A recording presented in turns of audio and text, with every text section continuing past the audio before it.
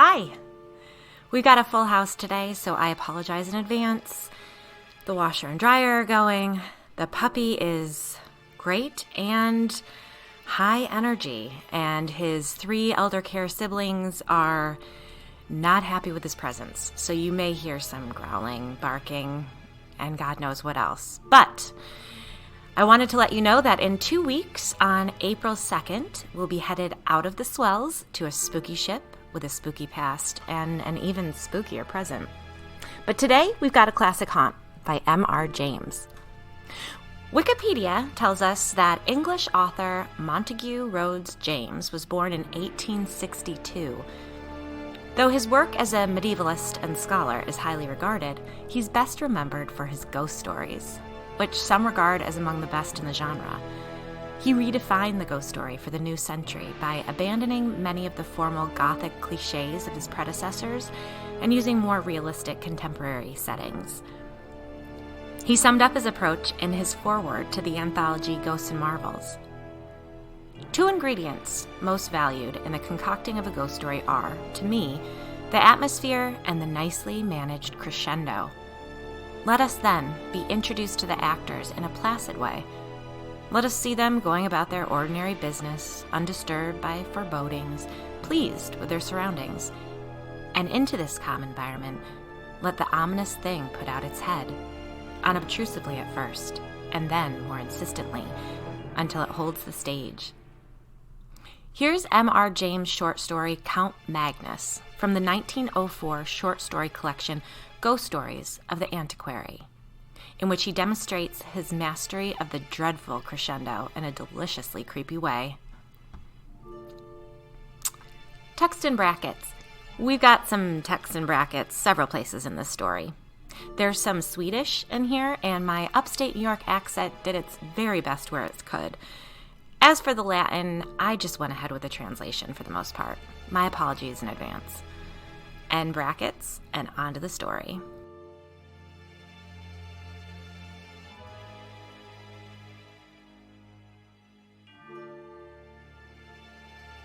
By what means the papers out of which I have made a connected story came into my hands is the last point which the reader will learn from these pages, but it is necessary to prefix to my extracts from them a statement of the form in which I possess them. They consist, then, partly of a series of collections for a book of travels, such a volume as was common product of the 40s and 50s. Horace Marryant's Journal of a Residence in Jutland and the Danish Isles is a fair specimen of the class to which I allude. These books usually treated some unknown district on the continent. They were illustrated with woodcuts or steel plates. They gave details of hotel accommodation and of means of communication, such as we now expect to find in any well-regulated guidebook. And they dealt largely in reported conversations with intelligent foreigners, racy innkeepers, and garrulous peasants. In a word, they were chatty. Begun with the idea of furnishing material for such a book, my papers, as they progressed, assumed the character of a record of one single personal experience, and this record was continued up to the very eve, almost, of its termination. The writer was a Mr. Wraxall. For my knowledge of him, I have to depend entirely on the evidence of his writings afford, and from these I deduce that he was a man past middle age, possessed of some private means, and very much alone in the world. He had, it seems, no settled abode in England, but was a denizen of hotels and boarding houses. It's probable that he entertained the idea of settling down at some future time which never came. And I think it also likely that the Pantechnicon fire of the early 70s must have destroyed a great deal that would have thrown light on his antecedents, for he refers once or twice to property of his that was warehoused at that establishment. It is further apparent that Mr. Wraxall had published a book, and that it treated of a holiday he had once taken in Brittany. More than this I cannot say about his work, because a diligent search in bibliographical works has convinced me that it must have appeared either anonymously or under a pseudonym. As to his character, it is not difficult to form some superficial opinion. He must have been an intelligent and cultivated man, It seems that he was near being a fellow of his college at Oxford Brasenose, as I judge from the calendar. His besetting fault was pretty clearly that of over-inquisitiveness, possibly a good fault in a traveler, certainly a fault for which this traveler paid dearly enough in the end. On what proved to be his last expedition, he was plotting another book. Scandinavia, a region not widely known to Englishmen 40 years ago, had struck him as an interesting field. He must have alighted on some old books of Swedish history or memoirs, and the idea had struck him that there was room for a book descriptive of travel in Sweden, interspersed with episodes from history of some of the great Swedish families. He procured letters of introduction, therefore, to some persons of quality in Sweden, and set out thither in the early summer of 1863.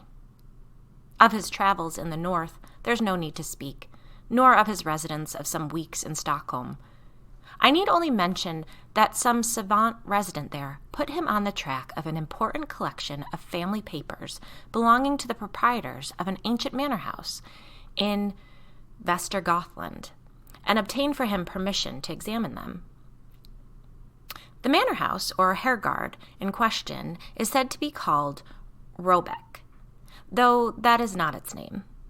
It is one of the best buildings of its kind in all of the country, and the picture of it in Dallenberg's Suecia Antiqua et Moderna, engraved in 1694, shows it very much as the tourist may see it today. It was built soon after 1600, and is, roughly speaking, very much like an English house of that period in respect of material, red brick with stone facings, and style. The man who built it was a scion of the great house of De la Gardie, and his descendants possess it still. De la Gardie is the name by which I will designate them when mention of them becomes necessary. They received Mr. Wraxall with great kindness and courtesy, and pressed him to stay in the house as long as his researches lasted.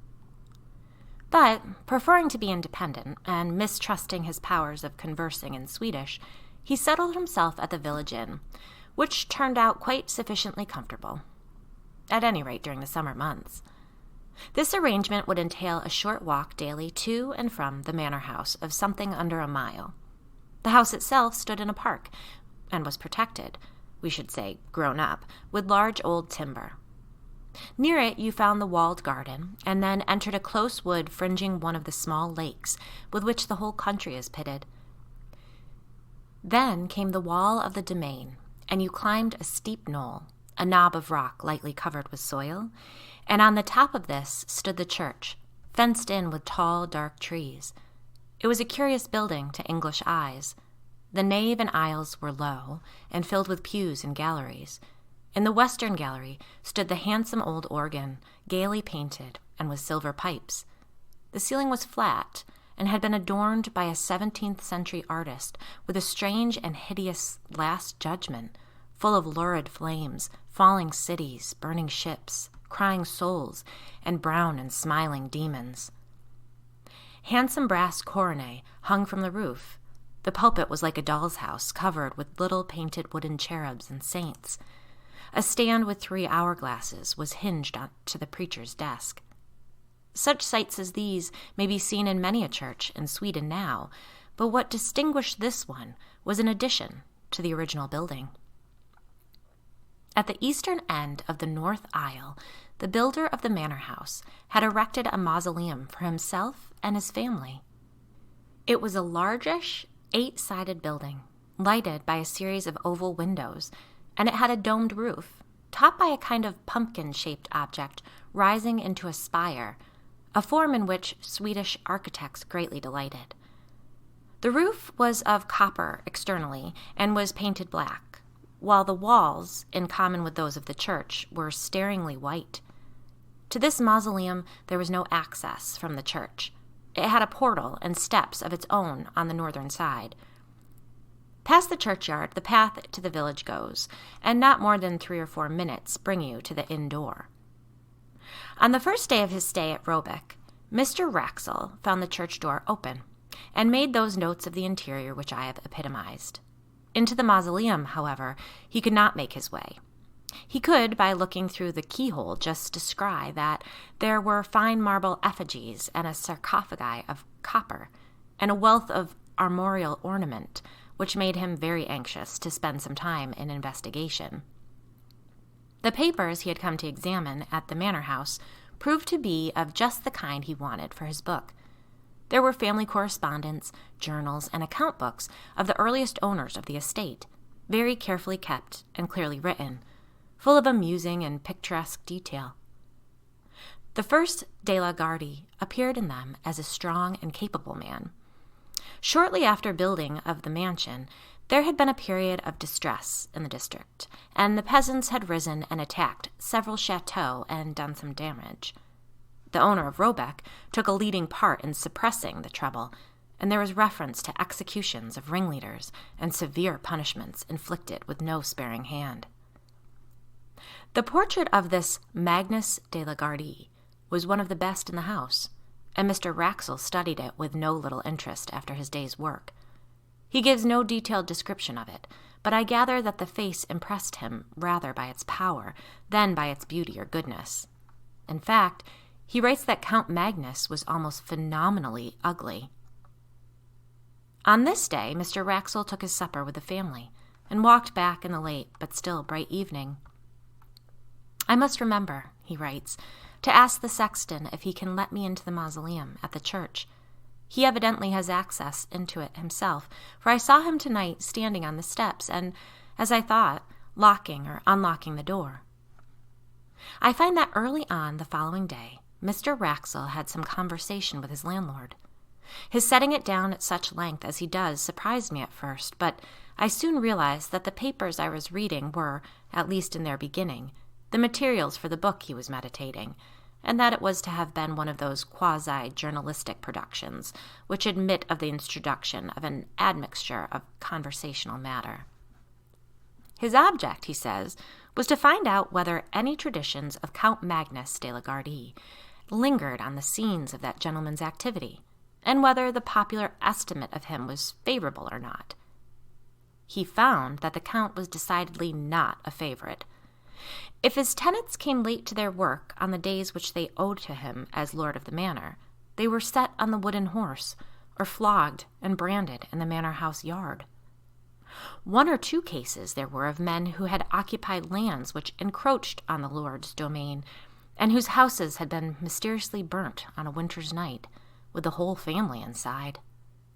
But what seemed to dwell on the innkeeper's mind most, for he returned to the subject more than once, was that the Count had been on the Black Pilgrimage, and had brought something or someone back with him. You will naturally inquire, as Mr. Wraxall did, what the Black Pilgrimage may have been. But your curiosity on the point must remain unsatisfied for the time being, just as his did. The landlord was evidently unwilling to give a full answer, or indeed any answer, on the point, and, being called out for a moment, trotted out with obvious alacrity, only putting his head in at the door a few minutes afterwards to say that he was called away to Skara and should not be back till evening. So Mr. Wraxall had to go unsatisfied to his day's work at the manor house.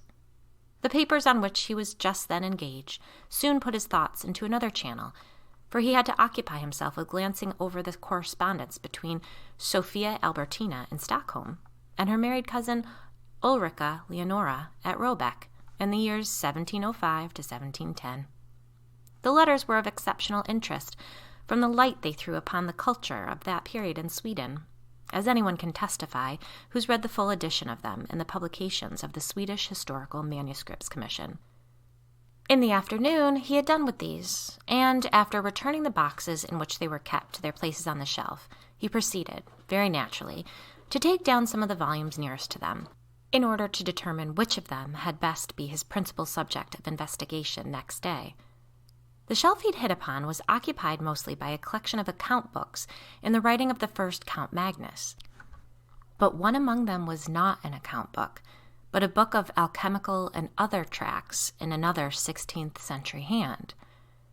Not being very familiar with alchemical literature, Mr. Wraxall spends much space, which he might have spared in setting out the names and beginnings of the various treatises: the Book of the Phoenix, Book of the 30 Words, Book of the Toad, Book of Miriam, Turba Philosophorum, and so on. And then he announces with a good deal of circumstance his delight at finding, on a leaf originally left blank near the middle of the book, some writing of Count Magnus himself, headed Liber Negra Peregrinationis. Text in brackets, I'm trying here, but the translation is Free Travel with the Black. End brackets. It is true that only a few lines were written, but there was quite enough to show that the landlord had that morning been referring to a belief at least as old as the time of Count Magnus, and probably shared by him. This is the English of what was written. If any man desires to obtain a long life, if he would obtain a faithful messenger and see the blood of his enemies, it is necessary that he should first go to the city of Chorazin and there salute the prince. Text in brackets. I'm jumping in here because I just wanted to look that up. That city name sounded familiar to me. And as it turns out, it's one of 3 cities, Chorazin, Bethsaida, and Capernaum, that were cursed by Jesus. All 3 towns disappeared off the face of the earth. I got that from a website called Pilgrimage Panorama. Anyways, end brackets. Here, there was an erasure of one word, not very thoroughly done, so that Mr. Wraxall felt pretty sure that he was right in reading it as Ares, or of the air. But there was no more of the text copied, only a line in Latin, which translates, "See the rest of this matter among the more private things."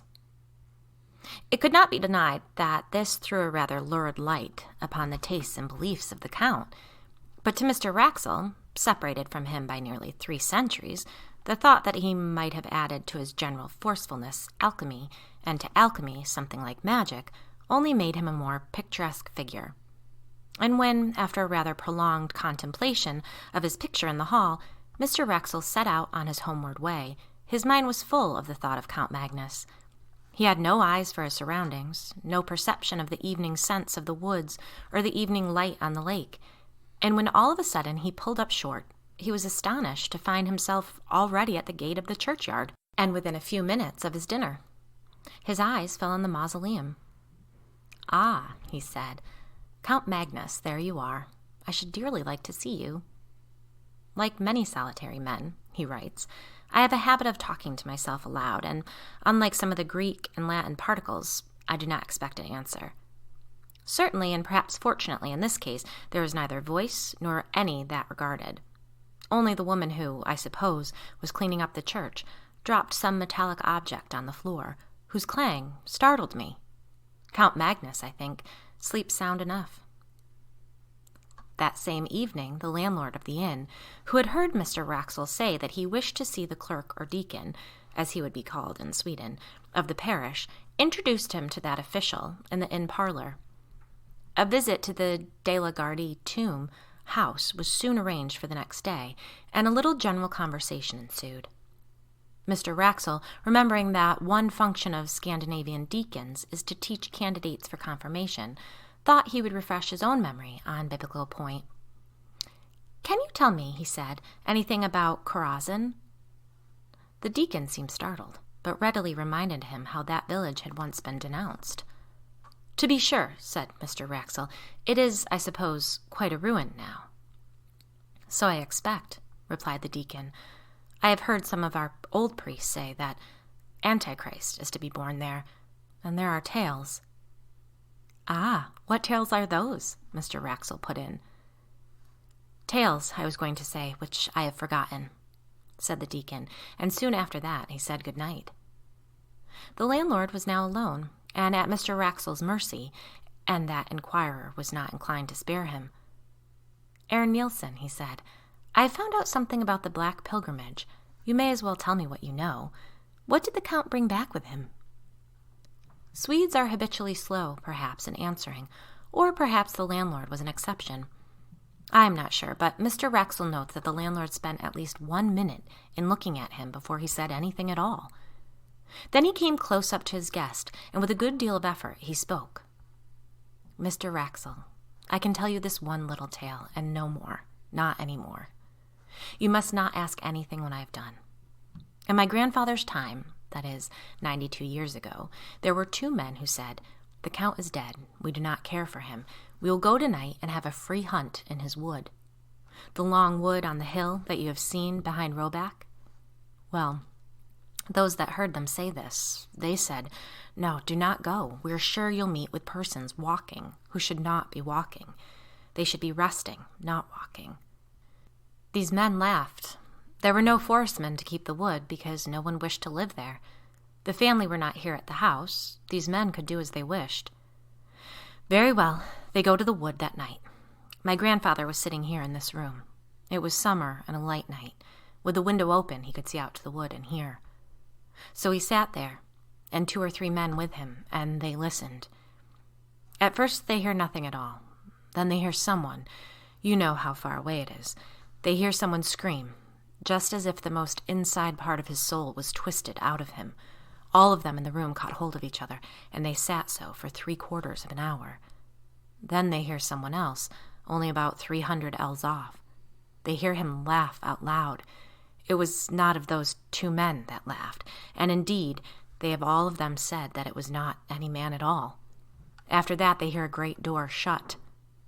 Then, when it was just light with the sun, they all went to the priest. They said to him, "Father, put on your gown and your ruff, and come to bury these men, Anders Bjornson and Hans Thorbjorn." You understand that they were sure these men were dead. So they went to the wood. My grandfather never forgot this. He said they were all like so many dead men themselves. The priest, too, he was in a white fear. He said when they came to him, "I heard one cry in the night, and I heard one laugh afterwards. If I cannot forget that, I shall not be able to sleep again." So they went to the wood, and they found these men at the edge of the wood. Hans Thorbjorn was standing with his back against the tree, and all the time he was pushing with his hands, pushing something away from him which was not there. So he was not dead. And they led him away, and took him to the house at Nijoping, and he died before the winter, but he went on pushing with his hands. Also, Anders Bjornson was there, but he was dead. And I tell you this about Anders Bjornson, that he was once a beautiful man. But now his face was not there, because the flesh of it was sucked away off the bones. You understand that? My grandfather did not forget that. And they laid him on the bier which they'd brought, and they put a cloth over his head, and the priest rocked before, and they began to sing the psalm for the dead as well they could. So as they were singing the end of the first verse, one fell down, who was carrying the head of the bier, and the others looked back, and they saw that the cloth had fallen off, and the eyes of Anders Bjornson were looking up because there was nothing to close over them, and this they could not bear. Therefore the priest laid the cloth upon him, and sent for a spade, and they buried him in that place. The next day, Mr. Raxel records that the deacon called for him soon after his breakfast, and took him to the church and mausoleum. He noticed that the key of the latter was hung on a nail just by the pulpit, and it occurred to him that, as the church door seemed to be left unlocked as a rule, it would not be difficult for him to pay a second and more private visit to the monuments if there proved to be more of interest among them than could be digested at first. The building, when he entered it, he found not unimposing. The monuments, mostly large erections of the 17th and 18th century, were dignified, if luxuriant, and the epitaphs and heraldry were copious. The central space of the domed room was occupied by 3 copper sarcophagi, covered with finely engraved ornament. 2 of them had, as is commonly the case in Denmark and Sweden, a large metal crucifix on the lid. The third, that of Count Magnus, as it appeared, had, instead of that, a full-length effigy engraved upon it, and round the edge were several bands of similar ornament representing various scenes. One was a battle, with cannon belching out smoke, and walled towns, and troops of pikemen. Another showed an execution. In a third, among trees, was a man running at full speed, with hair flying and outstretched hands. After him followed a strange form. It would be hard to say whether the artist had intended it for a man and was unable to give the requisite similitude, or whether it was intentionally made as monstrous as it looked. In view of the skill with which the rest of the drawing was done, Mr. Wraxall felt inclined to adopt the latter idea. The figure was unduly short, and was for the most part muffled in a hooded garment which swept the ground. The only part of the form which projected from that shelter was not shaped like any hand or arm. Mr. Wraxall compares it to the tentacle of a devilfish, and continues, "On seeing this, I said to myself, this then, which is evidently an allegorical representation of some kind, a fiend pursuing a haunted soul, may be the origin of the story of Count Magnus and his mysterious companion. Let us see how the huntsman is pictured. Doubtless it will be a demon blowing his horn." But, as it turned out, there was no such sensational figure, only the semblance of a cloaked man on a hillock, who stood leaning on a stick and watching the hunt with an interest which the engraver had tried to express in his attitude. Mr. Wraxall noted the finely worked and massive steel padlocks, 3 in number, which secured the sarcophagus. One of them, he saw, was detached, and lay on the pavement, and then, unwilling to delay the deacon longer or to waste his own working time, he made his way onward to the manor house. It is curious, he notes, how, on retracing a familiar path, one's thoughts engross one to the absolute exclusion of surrounding objects. Tonight, for the second time, I had entirely failed to notice where I was going. I had planned a private visit to the tomb house to copy the epitaphs, when I suddenly, as it were, awoke to consciousness and found myself, as before, turning in at the churchyard gate, and, I believe, singing or chanting some such words as, "Are you awake, Count Magnus? Are you asleep, Count Magnus?" And then something more which I have failed to recollect. It seemed to me that I must have been behaving in this nonsensical way for some time. He found the key of the mausoleum where it had been expected, and copied the greater part of what he wanted. In fact, he stayed until the light began to fail him. "I must have been wrong," he writes, "in saying that one of the padlocks of my count's sarcophagus was unfastened. I see tonight that 2 are loose. I picked them both up and laid them carefully on the window ledge, after trying unsuccessfully to close them. The remaining one is still firm, and though I take it to be a spring lock, I cannot guess how it's opened. Had I succeeded in undoing it, I am almost afraid I should have taken the liberty of opening the sarcophagus. It's strange, the interest I feel in the personality of this, I fear, somewhat ferocious and grim old noble." The day following was, as it turned out, the last of Mr. Wraxall's stay at Roebeck. He received letters connected with certain investments which made it desirable that he should return to England. His work among the papers was practically done, and traveling was slow. He decided, therefore, to make his farewells, put some finishing touches to his notes, and be off. These finishing touches and farewells, as it turned out, took more time than he'd expected. The hospitable family insisted on his staying to dine with them. They dined at 3, and it was verging on 6:30 before he was outside the iron gates of Roebeck. He dwelt on every step of his walk by the lake, determined to saturate himself, now that he trod it for the last time, in the sentiment of the place and hour. And when he reached the summit of the churchyard knoll, he lingered for many minutes, gazing at the limitless prospect of woods near and distant, all dark beneath a sky of liquid green.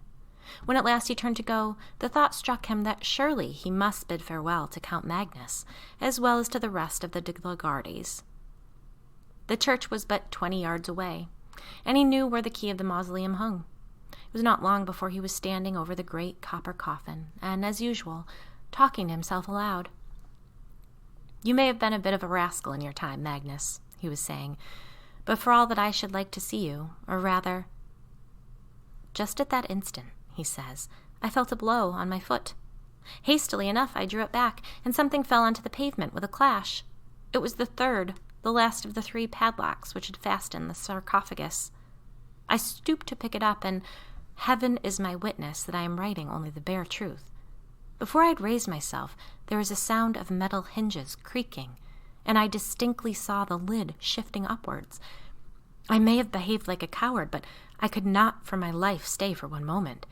I was outside that dreaded building in less time than I can write, almost as quickly as I could have said the words, and what frightens me yet more, I could not turn the key in the lock. As I sit here in my room noting these facts, I ask myself, it was not 20 minutes ago. whether that noise of creaking metal continued, and I cannot tell whether it did or not. I only know that there was something more than I have written that alarmed me, but whether it was sound or sight, I'm not able to remember. What is this that I've done? Poor Mr. Wraxall. He set on his journey to England the next day, as he had planned, and he reached England in safety. And yet, as I gather from his changed hand and inconsequent jottings, a broken man. One of several small notebooks that have come to me with his paper gives not a key to, but a kind of inkling of his experiences. Much of his journey was made by canal boat, and I find not less than 6 painful attempts to enumerate and describe his fellow passengers. The entries are of this kind. 24. Pastor of village in Skane. Usual black coat and soft black hat. 25. Commercial traveler from Stockholm, going to Trollhättan. Black cloak, brown hat. 26. Man in long black cloak, broad-leafed hat. Very old-fashioned. This entry is lined out and a note added. Perhaps identical with number 13, have not yet seen his face. On referring to number 13, I find that he is a Roman priest in a cassock. The net result of the reckoning is always the same. 28 people appear in the enumeration, one being always a man in a long black cloak and a broad hat, and another a short figure and a dark cloak and hood. On the other hand, it is always noted that only 26 passengers appear at meals, and that the man in the cloak is perhaps absent, and the short figure is certainly absent. On reaching England, it appears that Mr. Wraxall landed at Harwich, and that he resolved at once to put himself out of the reach of some person or persons whom he never specifies, but whom he had evidently come to regard as his pursuers. Accordingly, he took a vehicle. It was a closed fly, not trusting the railway, and drove across country to the village of Belchamp St. Paul. It was about 9 o'clock on a moonlight August night when he neared the place. He was sitting forward and looking out the window at the fields and thickets. There was little else to be seen racing past him. Suddenly he came to a crossroad. At the corner, 2 figures were standing motionless. Both were in dark cloaks. The taller one wore a hat, the shorter a hood. He had no time to see their faces, nor did they make any motion that he could discern. Yet the horse shied violently and broke into a gallop, and Mr. Wraxall sank back into his seat in something like desperation. He had seen them before. Arrived at Belchamp St. Paul, he was fortunate enough to find a decent furnished lodging, and for the next 24 hours he lived, comparatively speaking, in peace. His last notes were written on this day. They are too disjointed and ejaculatory to be given here in full, but the substance of them is clear enough. He is expecting a visit from his pursuers. How or when, he knows not, and his constant cry is, "What has he done?" and "Is there no hope?" Doctors, he knows, would call him mad. Policemen would laugh at him. The parson is away. What can he do but lock his door and cry to God? People still remembered last year at Belchamp St. Paul how a strange gentleman came one evening in August, years back, and how the next morning but one he was found dead, and there was an inquest, and the jury that viewed the body fainted. 7 of them did, and none of them wouldn't speak about what they'd seen, and the verdict was visitation of God. And how the people as kept the house moved out the same week and went away from that part. But they do not, I think, know that any glimmer of light has ever been thrown, or could be thrown, on that mystery. It so happened that last year the little house came into my hands as part of a legacy. It had stood empty since 1863, and there seemed no prospect of letting it, so I had it pulled down. And the papers of which I have given you an abstract were found in a forgotten cupboard, under the window, in the best bedroom.